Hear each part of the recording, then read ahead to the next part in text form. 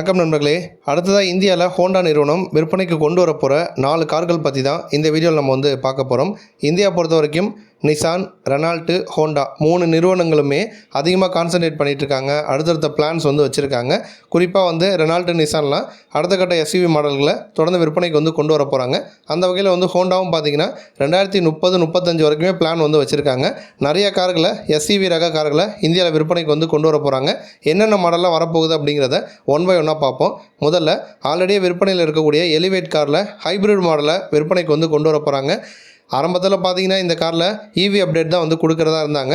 இப்போ இவி அப்டேட்டுக்கு மாற்றாக ஹைப்ரிட் டெக்னாலஜியை இந்த காரில் கொடுக்க போகிறாங்க. எப்படி சிட்டி காரில் ஹைப்ரிட் இன்ஜின் இருக்கோ அதே இன்ஜினை இப்போ எலிவேட் கார்லையும் கொடுத்து சின்ன சேஞ்சஸோட ஃபேஸ் லிஃப்ட் அப்டேட் கொடுக்க போகிறாங்க அப்படிங்கிற மாதிரி சொல்கிறாங்க.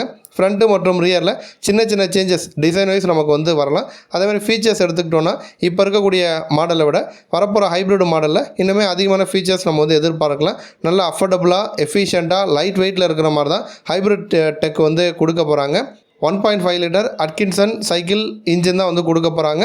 இது நமக்கு சிட்டியில் இருக்க அதே இன்ஜினை தூக்கி நமக்கு எலிவேட்லேயும் கொடுக்குறாங்க.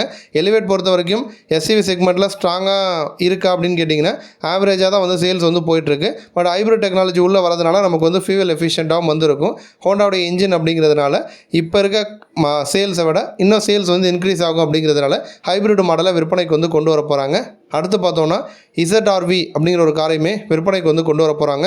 இந்த ZR-V அப்படிங்கிற காரை நம்ம இந்தியாவில் ப்ரொடக்ஷன் பண்ணலை. CBU கம்ப்ளீட்லி பில்டப் ஃபாரின்லேயே ஃபுல்லாக கார் ப்ரொடக்ஷன் பண்ணி இந்தியாவில் இறக்குமதி மட்டும் பண்ணி விற்பனைக்கு கொண்டு வர போகிறாங்க. இந்த கார் பொறுத்த வரைக்கும் ப்ரீமியம் எஸ்யூவி செக்மெண்ட்டில் வரக்கூடிய கார் தான். CR-V காருக்கு கீழே வர மாதிரி இந்த காரை பொசிஷன் பண்ணுறாங்க. இன்டர்நேஷ்னல் மார்க்கெட்டில் இந்த காரை தொடர்ந்து அப்டேட் பண்ணிகிட்டு இருக்காங்க. ஹைப்ரிட் பவர் ட்ரெயினும் கொடுக்குறாங்க. அதனை தொடர்ந்து பார்த்திங்கன்னா நம்ம இந்தியாவிலையுமே விற்பனைக்கு கொண்டு வர போகிறாங்க. 2.0 litre naturally aspirated Atkinson cycle petrol engine கொடுக்குறாங்க.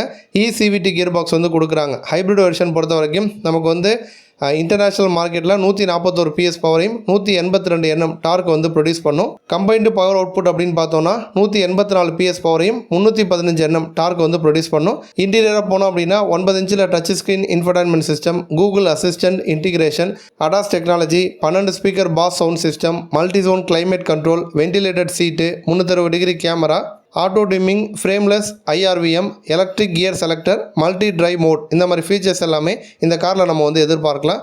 அடுத்து பார்த்தோன்னா ஹோண்டா ஒரு 7 சீட்டர் கார் மாடலையுமே இந்தியாவில் விற்பனைக்கு கொண்டு வர போகிறாங்க. ஒரு சைடு ஹைப்ரிட் இன்ஜின் கொடுக்குறாங்க. CBU ரூட் படி இந்தியாவில் காரை கொண்டு வர போகிறாங்க.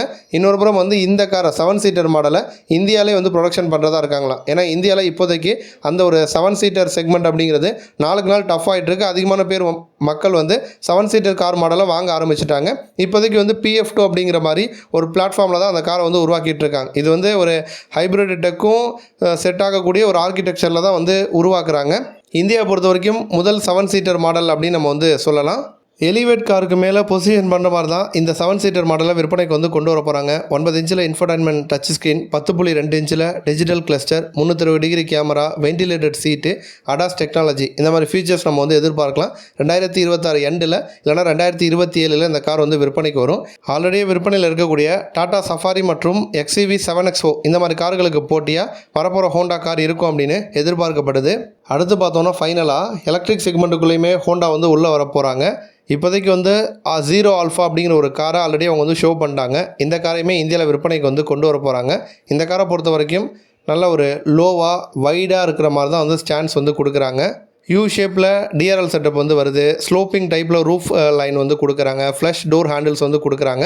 அநேகமாக 60 to 75 kW பேட்டரி பேக் கொடுக்கலாம். அப்போ ஒரு முறை ஃபுல் சார்ஜ் பண்ணோன்னா 500 கிலோமீட்டர் கிட்ட நமக்கு ரேஞ்ச் கிடைக்கும். சிங்கிள் மோட்டார் செட்டப் கொடுக்குறாங்க. ஃப்ரண்ட் வீல் டிரைவ் கான்ஃபிகரேஷன் தான் கொடுக்குறாங்க. வீல் பேஸ் நமக்கு அதிகம் 2800 mm வீல் பேஸ் கொடுக்குறாங்க. இது எலிவேட்டை விட அதிகம். எலிவேட்டே நல்லா ஸ்பேஷியஸாக இருக்கக்கூடிய ஒரு கார் தான். அதை விட அந்த வரப்போகிற எலக்ட்ரிக் காரில் இன்னுமே கம்ஃபர்டபுளாக சேஃபாக நம்ம ட்ராவல் பண்ண முடியும். அதுமாதிரி சேஃப்டிக்காக லெவல் 2 அடாஸ் டெக்னாலஜி இந்த காரில் இருக்குங்கிற மாதிரி சொல்கிறாங்க. இதை தாண்டி பார்த்தோம் அப்படின்னா ஹெக்ஸகனல் டைப்பில் steering wheel, paddle shifters, auto dimming, IRVM, cabin நல்லா ப்ரீமியமாக இருக்கிற மாதிரி, அதேமாதிரி பட்டன்ஸ்லாம் மினிமலிஸ்டிக்காக இருக்கிற மாதிரி தான் இந்த காரை உருவாக்கியிருக்காங்க. 2027 இந்த கார் விற்பனைக்கு வரும் அப்படின்னு எதிர்பார்க்கப்படுது. இந்த காரை பொறுத்த வரைக்கும் கிரெட்டா எலக்ட்ரிக், அதேமாதிரி டாடா கர்வ் இவி, மாருதி சுசுகி விட்டாரா இந்த மாதிரி கார்களுக்கு போட்டியாக விற்பனைக்கு வந்து வரப்போகுது. எக்ஸ்பெக்டட் ப்ரைஸ் பார்த்தோன்னா 16 லட்சத்திலிருந்து 30 லட்சம் ரூபாய் விலையில் இந்த கார் விற்பனைக்கு வரும் அப்படின்னு எதிர்பார்க்கலாம். நன்றி.